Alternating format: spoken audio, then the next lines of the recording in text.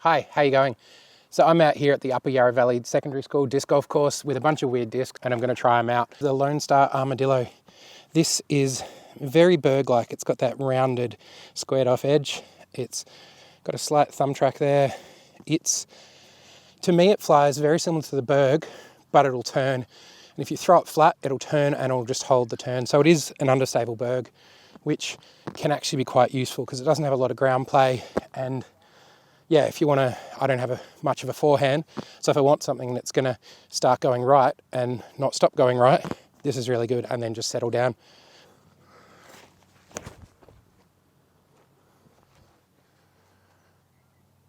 And it just sits down nice and flat at the end.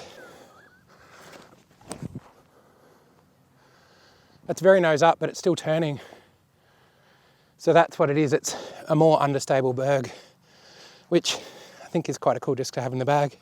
Okay, so the next weird disc I have is the Doomsday Landmine. I saw this one, a friend sent me a picture of it, and I knew that I immediately had to get one. So it's a approach.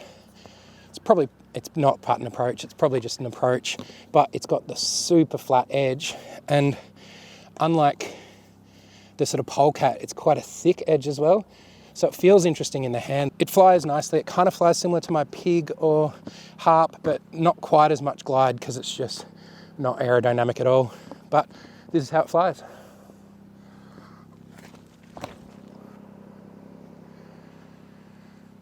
I threw that on a little bit of hyzer and it just hooked around. It was never going anywhere but across.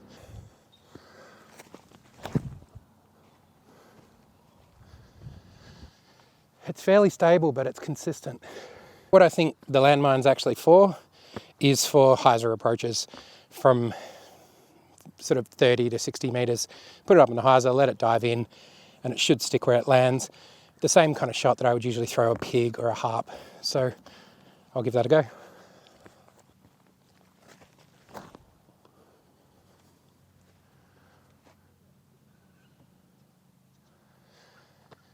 And it just stopped where it landed. I think that's actually kind of cool. So the next disc I have is probably the weirdest of the lot. I found this one very early on in my disc golf journey when I was learning to putt. I was out for my third or fourth round. It was really windy on a hilly course, and every time I went for a putt, the disc ended up further away from the basket than it started. So I Googled putter with least glide, and I came up with the Quest AT 10 metre brick. So the whole point of this disc is you can't throw it more than 10 metres, and when it hits the ground, it stops like a brick would. So it's so weird. It's kind of, the whole thing is floppy. It's not quite as floppy as the elevation discs, but all of the weight is in this circle in the centre. It's quite thick there, and the rim is just super thin. It's kind of this rubbery plastic. It says it's got 1 speed, 1 glide, 1 turn, 1 fade, and 1 distance. Quest has their own version of the flight numbers, but that seems accurate. But so the point of this is, it says, true putter designed to grab the chains and drop, designed not to roll away. So let's give that a go. Putt from here first. This is about 5 or 6 metres. You should be getting these every time. It just feels so weird. I have no idea how it's actually going to fly. So it's a bit understable, but it actually glides more than I expected based on what it said it would do. Have another couple of putts. I'll go maybe a bit longer, see what it does. Probably circle's edge now. Give this a go. All right, understable.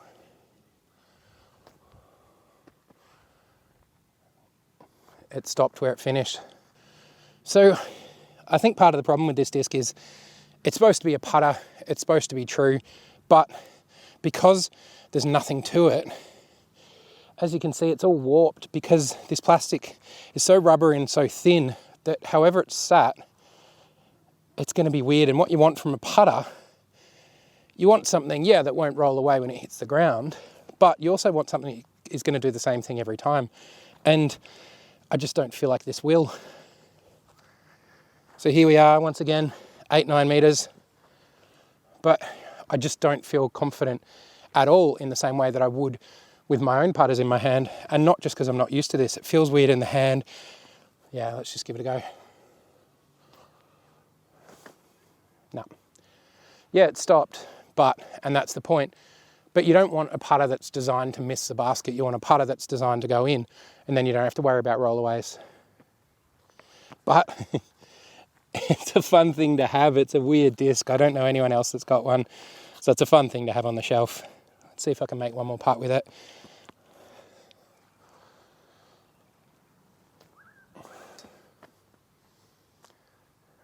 And it actually rolled away. Yep, it's definitely not making the bag. So the next disc I have is the AGL Baobab. This is a beefy guy. It's for approach shots where you don't want any chance of it turning over.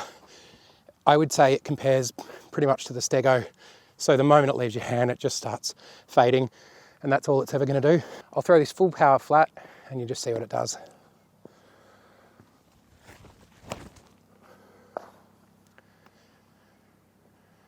It just doesn't glide and fades immediately out of the hand. Where the Baobab also works is on a forehand. My forehand's not great at the moment. Let's give it a go anyway.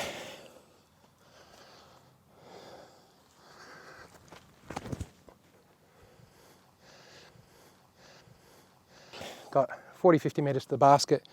I'm just going to put this out at an angle, hard and flat, and see if I can get it there.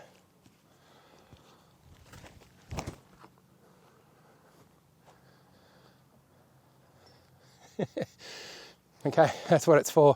It's for throwing flat and hard, and just, it's always going to go left. It's never going to go right at all, regardless of wind. The next disc I have is the Yukon Claws. So this is a putt and approach.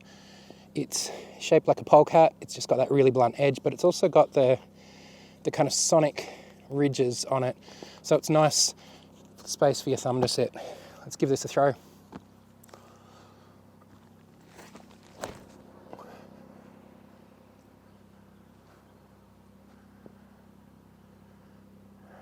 It just drops out of the air, but had a little bit of turn and it had a nice bit of fade at the end. It's quite a fun disc to throw.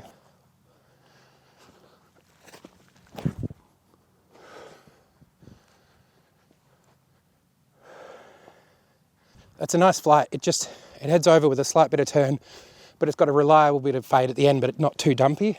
You're not really going to be throwing it full power. That's not what it's for. It is like a lot of those discs, like the Polecat, like the Sonic. It's for little floaty up shots. So I'll give it a go. My bag's just down over here. I'll see if I can land it next to it.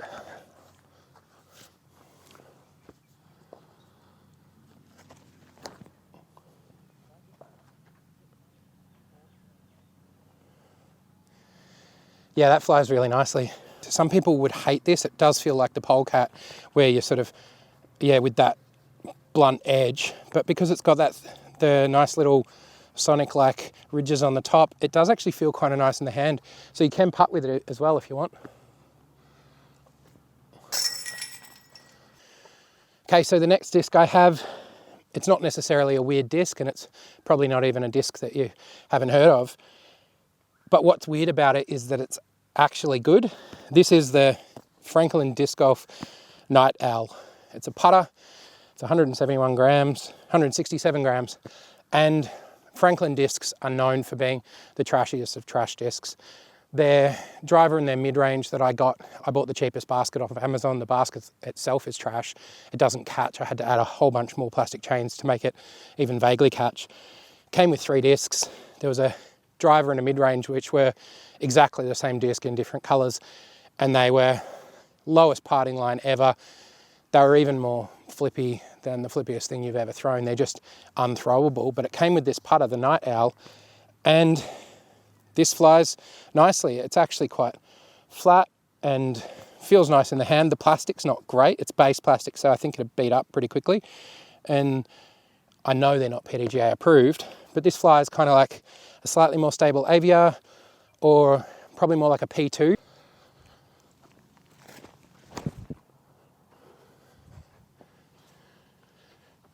It still won't stand up to the torque.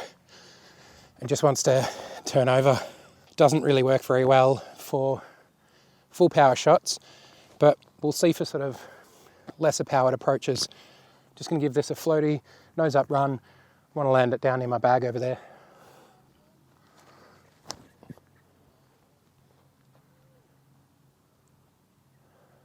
It actually flies really nicely.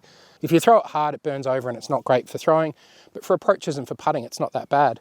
So let's have a go. This is 7 or 8 meters.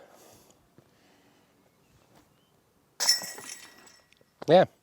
So the weird thing about the Franklin disc is that it's not actually terrible. Here I am, probably 15 meters. I'd probably be getting 2 or 3 out of 10 at most from this distance.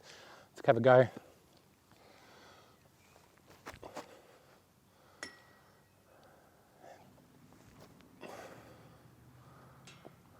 And cage.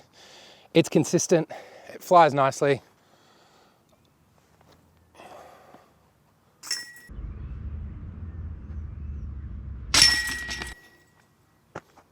There you go. The Franklin Night Owl, not as trash as everything else that Franklin have ever put out. So there you have it. A bunch of weird discs. Some of them weird because of how they are, some of them weird because of how they're made, some of them weird because of how they fly, and some of them just weird.